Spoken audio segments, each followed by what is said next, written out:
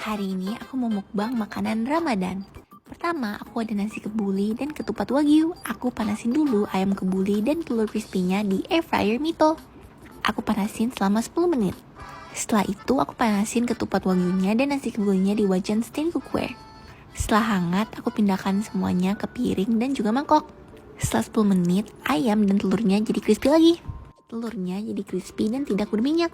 Di sini juga ada sayuran paprika dan terong. Sekarang mari kita coba. Oke guys, aku mulai dari ketupat wagyunya dulu. Rasanya lembut dan gurih. Berikutnya ada nasi kebuli dan aku suka banget. Makanan Ramadan favorit kalian apa guys? Selamat mencoba.